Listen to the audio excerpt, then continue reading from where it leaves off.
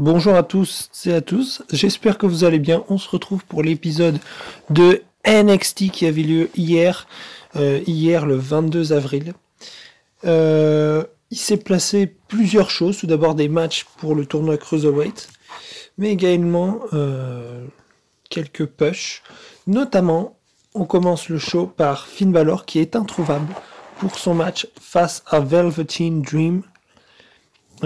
Du coup, Velveteen Dream arrive sur le ring, il critique Finn Balor jusqu'à ce que Adam Cole arrive. Et Adam Cole pense que c'est Velveteen Dream qui a attaqué Finn Balor, puisque il pense que en fait Velveteen Dream voulait avoir un match de championnat contre Adam Cole, donc il aurait attaqué Finn Balor pour avoir ce match. Ça fait plusieurs semaines qu'on a des gens qui se font kidnapper par des personnes en voiture cagoulées. On sait pas trop ce qui se passe, on sait pas trop ce qui se passe à NXT, mais il y a un segment autour de ça, on va voir ce que ça donne. Et du coup, l'Undisputed Era arrive pour l'attaquer, jusqu'à ce que Keith Lee arrive pour faire le sauvetage. Et Keith Lee repousse l'Undisputed Era, et on annonce Keith Lee et Velveteen Dream qui affronteront Adam Cole et Roderick Strong pour le main event. Ensuite, on a un match. Alors, je sais pas si c'est pour clôturer la rivalité. On a Shotzi Blackheart et Tegan Nox qui affrontent Dakota Kai et Raquel Gonzalez. Parce que c'est plus Reina Gonzalez, c'est Raquel Gonzalez. Et Raquel Gonzalez remporte ce match sur une sorte de power slam ou power bomb plutôt sur Blackheart, ce qui donne la victoire de Dakota Kai et Raquel Gonzalez. J'aime bien l'évolution de Raquel Gonzalez. Je pense qu'elle peut avoir un bon push à NXT. Après, elle fait un peu la garde du corps de Dakota Kai, mais c'est pas mal. J'aime beaucoup.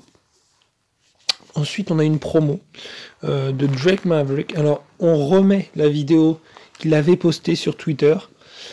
Et il affronte Jake Atlas, un nouveau catcheur. Il a un petit peu la même manière d'être sur le ring que le Miz. Mais s'il serait un peu plus high flyer, si vous voulez. Donc, Jake Atlas qui bat Drake Maverick. Bon, je pensais que Drake Maverick gagnerait, mais je pense qu'ils vont jouer sur le fait que Drake Maverick, c'est ses derniers matchs, et là, une victoire pour Jake Atlas. Alors, on verra ce que ça donne. Ensuite, on a un autre match de qualification pour le Cruiserweight entre Kushida et Tony Nese, et c'est Kushida qui gagne ce match par soumission en faisant taper le premier athlète. Ensuite, on a un petit segment avec Johnny Gargano et Candice LeRae. Johnny Gargano qui dit que depuis qu'il est à NXT, c'est un conte de fées. C'est un conte de fées pour lui.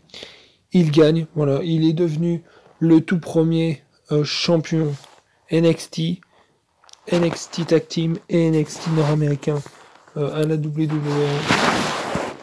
Il dit que tout simplement que son histoire NXT est un conte de fées. Ensuite, pareil, on a un interview de Drake Maverick, encore qui dit que voilà, bravo pour Jake Atlas, il a été meilleur que moi, je suis préparé pour mes prochains matchs, bon, voilà, bref. Ensuite, Mia Yim qui affronte Jessie Komea. Alors, elle a changé de gimmick, cette personne, elle était au Mae Young.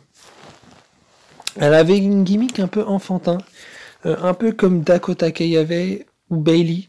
On dirait que la WWE essaie de bannir ce genre de gimmick. Bon, et victoire de Mia Yim, évidemment. Charlotte Flair qui dit qu'elle veut affronter Mia Yim. Mia Yim respecte Charlotte Flair et elle accepte le challenge. Ce qui, du coup, ils vont sûrement s'affronter la semaine prochaine, Charlotte Flair et Mia Yim. Par contre, à un moment, Charlotte Flair dit fait un commentaire à Mia Yim Et je crois que je ne sais plus exactement ce qu'elle lui dit, mais ça ne plaît pas trop à Mia Yim quand même. Ensuite, on a les derniers matchs pour le tournoi. Jack Gallagher contre El Hero del Fantasma. El Hero del Fantasma qui est un nouveau catcheur, un nouveau luchador, un nouveau cruiserweight. Et je trouve qu'il fait le taf. El Hero del Fantasma. Je me demanderais même si les hommes, parce qu'après on a un autre segment, avec les hommes qui veulent le kidnapper en voiture et ils n'arrivent pas. Alors je me demande bien si il n'y aurait pas un truc autour de El Hero del Fantasma et les personnes qui tentent de kidnapper les gens en voiture. Ensuite, on a un match entre Velveteen Dream, Keith Lee et The Undisputed Era.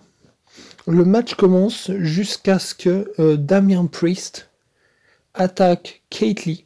Et, il attaque à la gorge avec une barre de fer ou je ne sais plus quoi. Du coup, Velveteen Dream se retrouve tout seul. Et il a du mal à lutter jusqu'à ce que Dexter Lumis arrive, sorti de nulle part, pour aider Velveteen Dream. À un moment, Velveteen Dream fait le tag à Dexter Lumis. Dexter Lumis qui éclate The Undisputed Era. Il repousse Bobby Fish, Adam Cole à l'extérieur. Il saute par-dessus la troisième corde. Et là, on a un tombé de Velveteen Dream sur Roderick Strong, juste après sa prise de finition. Et victoire de Velveteen Dream. Alors, je ne sais pas si ils vont... ce qu'il y a autour de Dexter Lumis. Ça fait un bon push pour Dexter Lumis. Et Velveteen Dream, qui peut-être vont rentrer en rivalité, ou je ne sais pas. Mais j'ai envie de voir ce que ça donne. La semaine prochaine, on aura du coup Keith Lee qui affrontera Damian Priest pour le titre de la NXT nord-américain. Donc ce match peut être intéressant et je parierais même bizarrement sur une victoire de Damian Priest. Pourquoi pas? Pourquoi pas? En tout cas, j'espère que vous avez aimé cette vidéo. À NXT, il se passe des choses, plutôt pas mal. Après, tout le monde ne regarde pas NXT, ça je le sais. Mais je trouve qu'il se passe quand même des choses.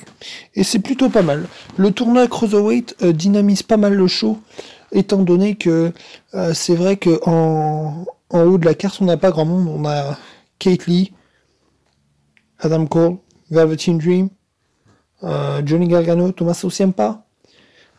On a ces personnes-là en top star. Après, on a tous les autres qui sont un peu moins importants, je dirais. Mais bon, il faut bien que la WWE arrive à construire son show. Et c'est exactement ce qu'elle fait en mettant en avant Dexter Lumis ou Damian Priest, par exemple. Ou même El Hero del Fantasma. Donc, en tout cas, j'espère que vous avez aimé cette vidéo. N'oubliez pas de vous abonner, d'activer la petite cloche pour recevoir toutes les notifications pour savoir quand je fais les reviews. Et on se retrouve très vite pour une nouvelle vidéo sur la chaîne Catch Up.